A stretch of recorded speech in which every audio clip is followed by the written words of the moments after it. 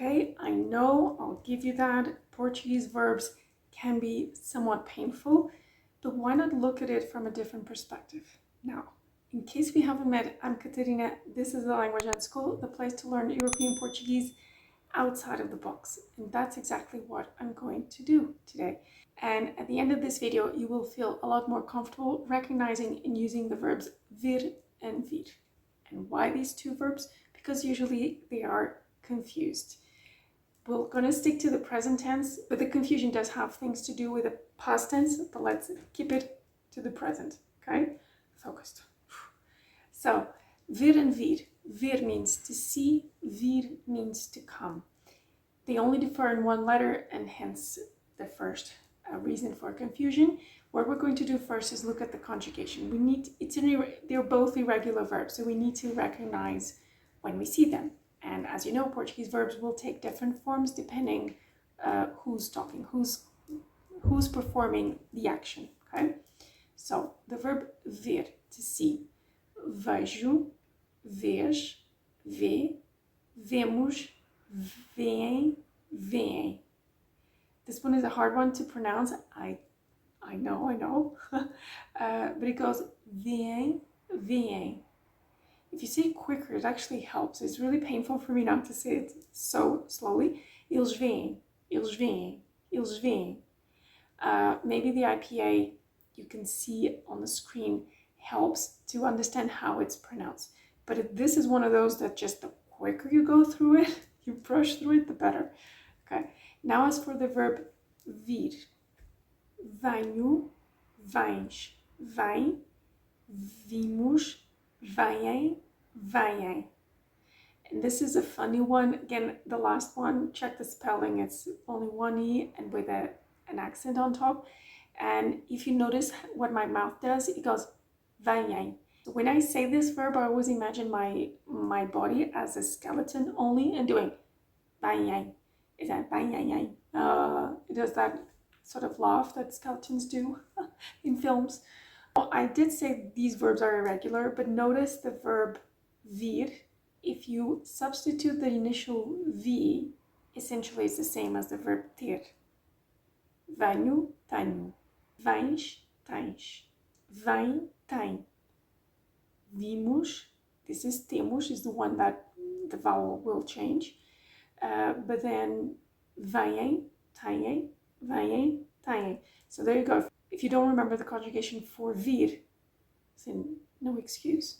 You know it because you should know the verb ter. It's one of the basic verbs that you should know by now.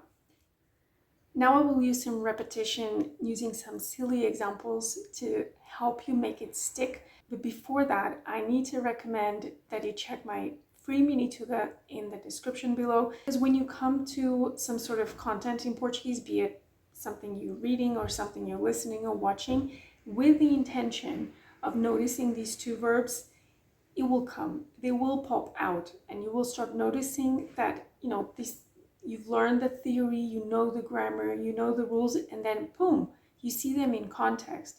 And why are these verbs even relevant? Why am I bothering making a video about them? It's because they are verbs that we use a lot in Portuguese and most likely in your language as well. So these are verbs that are worth paying attention, okay? In my free Mini-Tuga, you will have 6 different resources where I'm sure in at least one of them you will come across these verbs, okay? Now some silly repetition for you to really feel like these verbs are part of your system and no excuses are left to mix the two. O que tu vês? Coelho? Tu vês coelho? Eu vejo pato. O quê? Ele também viu coelho? Que estranho, vocês veem coelhos. Eu vejo pato. Vejo elefante cor-de-rosa a voar. Mas mais ninguém vê. Só vocês. A senhora não vê ali quadro na parede? Quadro? Eu não vejo nada. Eu não vejo quadro nenhum na parede. A senhora vê? Estranho.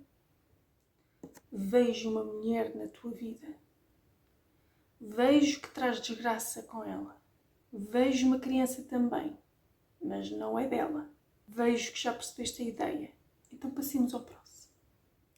Now tell me, what do you see? O que é que vocês veem? Tell me in the comments. Eu sou mulher, portanto venho de Vênus. Tu vens de onde? Eu sou macho, eu venho de Marte. Ele é homem, vem de Marte. Vem de casa da Raquel, ela está mal. Vens de onde? Vens de casa do papel? Venho de casa da Raquel. Como é que vem à festa?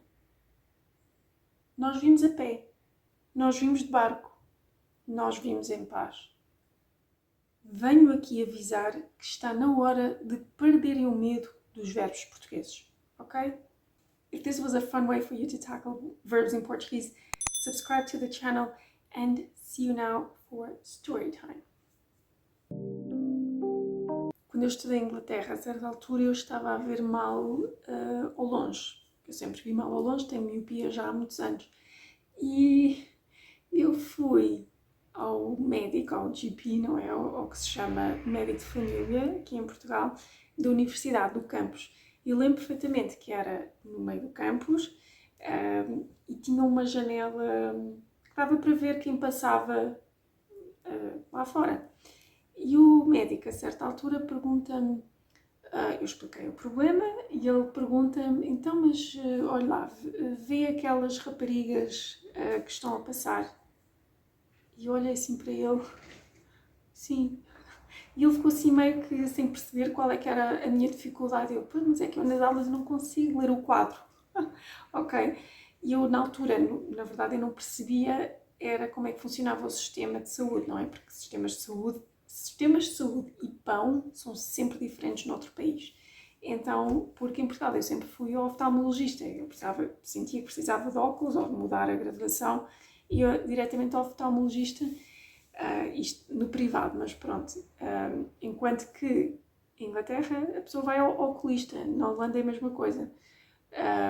Pronto, são sistemas diferentes, mas eu achei engraçado ele perguntar-me se eu consegue ver as raparigas. E eu pensei, mas o senhor está maluquinho, só pode. Claro que vejo.